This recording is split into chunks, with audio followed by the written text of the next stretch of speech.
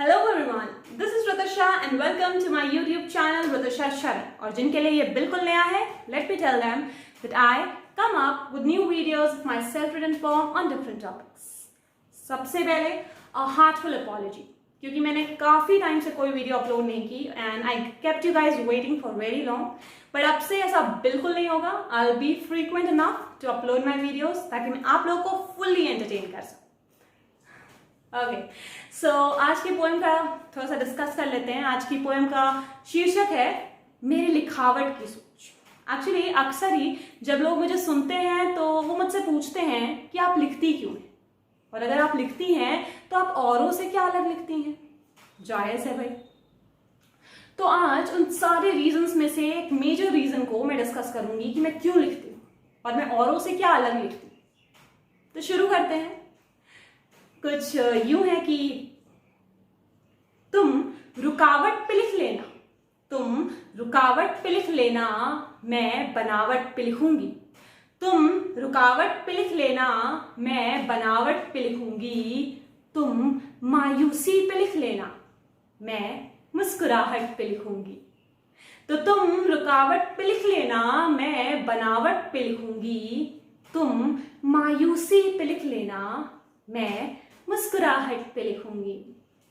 तुम अपने प्यार की तबाही पे लिख लेना, तुम अपने प्यार की तबाही पे लिख लेना, मैं उसके कामयाबी पे लिखूंगी। तुम बंद कमरों के सन्नाटों पे लिख लेना, तुम बंद कमरों के सन्नाटों पे लिख लेना, मैं उस झरोखे के उजालों पे लिखूंगी। तो तुम रुकावट पे लिख लेना, मैं बनावट पे लिखूंगी। तुम उसके रूप की बेजोड़ कल्पना कर लेना, तुम उसके रूप की बेजोड़ कल्पना कर लेना, मैं उसके सीरत की सराहना पे लिखूंगी। तो तुम उसके रूप की बेजोड़ कल्पना कर लेना, मैं उसके सीरत की सराहना पे लिखूंगी। तुम रुकावट पे लिख लेना, मैं बनावट पे लिखूंगी। तुम रुकावट की हर पीड़ा को दर्शा देना, तुम रुकावट की हर पीड़ा को दर्शा देना, मैं हर उस कामयाब कदम की आहट पे लिखूंगी। तुम रंग महफिल के अनगिनत दर्शा देना जग को, तुम रंग महफिल के अनगिनत दर्शा देना जग को, मैं उस एकांत समारोह पे लिखूंगी। तुम अपनों की कमी का आभास दिला देना, तुम अपनों की कमी का आभास दिला देना, मैं खुद के तवज्जो का ज्ञान लिखूंगी। तो तुम रुकावट पे बेशक लिख लेना, मैं बनावट का पैगाम लिखूंगी। तुम खुशियों के झरोखों को दिखला देना उन्हें, तुम खुशियों के झरोखों को दिखला देना उन्हें, मैं उस सुकून का पाठ लिखूंगी।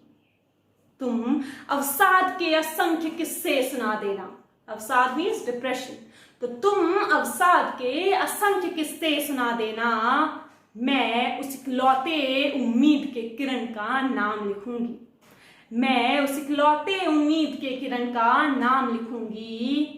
तुम अपनी नकारात्मक सोच की दाव लगा लेना, तुम अपने नकारात्मक सोच का दाव लगा लेना, मैं अपनी सकारात्मक सोच का आस लिखूंगी। मैं अपनी सकारात्मक सोच का आस लिखूंगी। तो तुम डूबते सूरज की मायूसी पे लिख देना, तुम डूबते सूरज की मायूसी पे लिख देना, मैं उगते सूरज का आगाज लिखूंगी। तुम रुकावट पे लिख लेना, तुम रुकावट पे लिख लेना, मैं भविष्य बनावट का आधार लिखूंगी। मैं भविष्य बनावट का आधार लिखूंगी। तो तुम रुकावट पे लिख लेना, मैं बनावट पे लिखूंगी।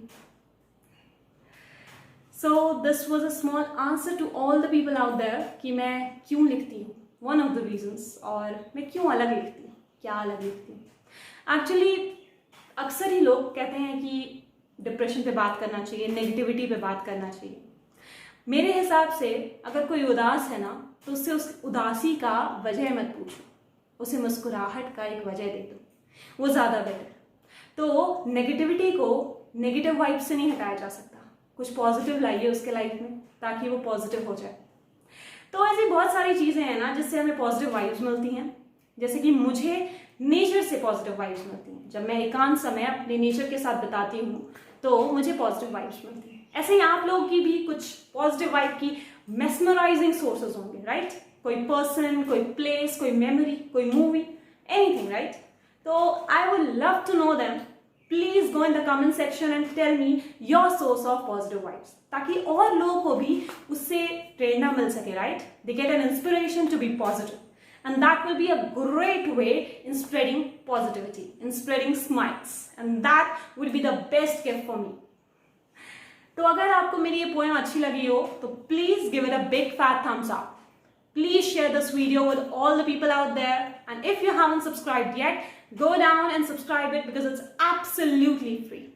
Till then, I'll take a leave and keep shining, keep rising. Take care. Bye bye.